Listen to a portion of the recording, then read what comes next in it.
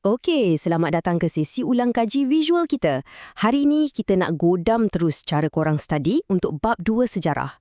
Kita nak jadikan fakta-fakta sejarah purba ni benda yang korang susah nak lupa. So, jom kita mulakan penerangan ni sekarang.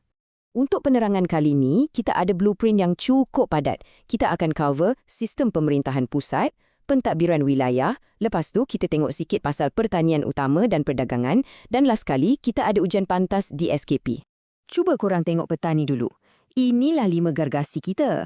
Funan, Champa, Sriwijaya, Angkor dan Majapahit. Kenapa kena faham peta ni? Sebab geografi dorang ni ibarat lebuh raya utama dunia purba. Lokasi inilah yang tentukan segala-galanya tentang corak pemerintahan dan kejayaan ekonomi dorang. Alright, kita masuk ke subtopik 2.1, sistem pemerintahan pusat.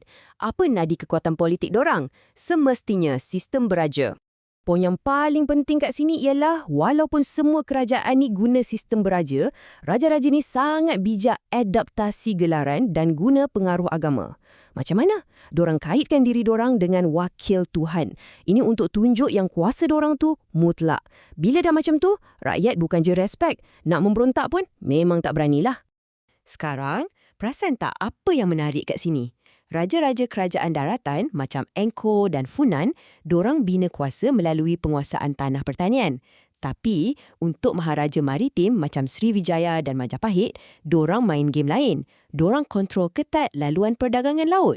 Lain geografi, berbezalah strategi dorang nak tunjuk kuasa. Okay, let's move on. Kita beralih pula ke pentadbiran peringkat wilayah. Pernah tak korang terfikir macam mana raja-raja ni sebenarnya uruskan empayar yang besar gila sedangkan WhatsApp atau internet pun tak ada lagi masa tu?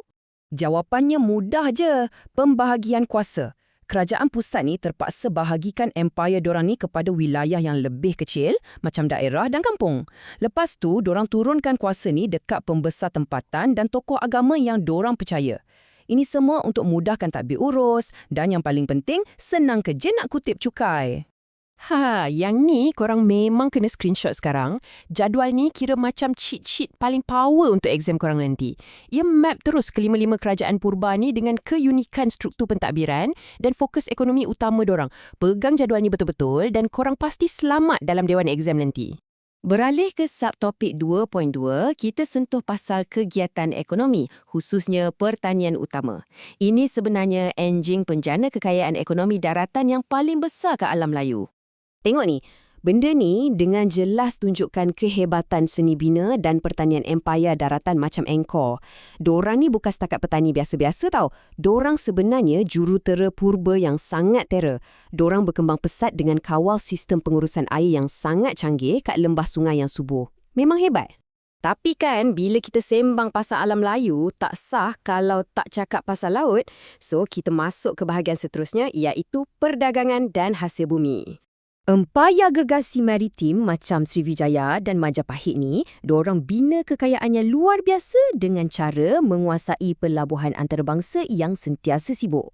Pelabuhan-pelabuhan inilah ibarat nadi dunia masa tu yang jadi jambatan utama laluan perdagangan antara timur dan barat.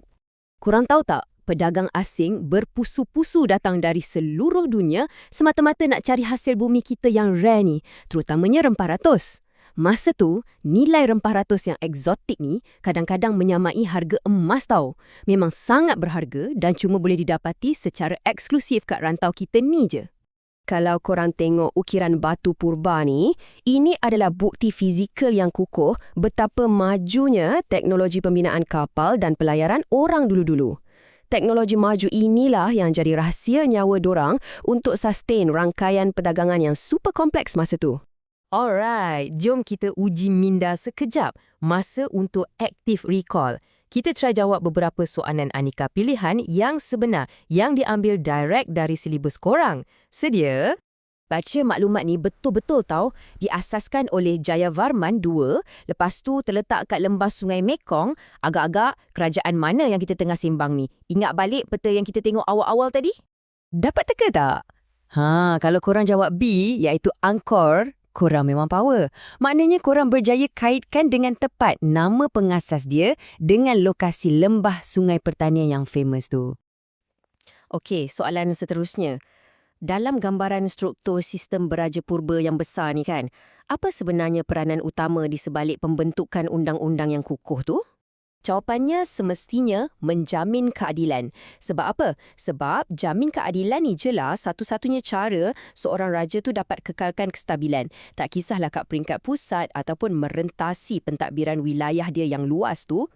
So, sebagai penutup untuk sesi ulang kaji kita kali ni, cuba korang renungkan sekejap. Kalau korang betul-betul faham macam mana sistem perdagangan dan struktur kuasa purba ni berfungsi secara berstruktur, korang rasa corak strategi negara-negara maju zaman sekarang ni ada beza sangat ke dengan apa yang Empire Alam Melayu dah buat beratus tahun dulu? Fikir-fikirkan tau. Teruskan rasa ingin tahu tu dan selamat ulang kaji.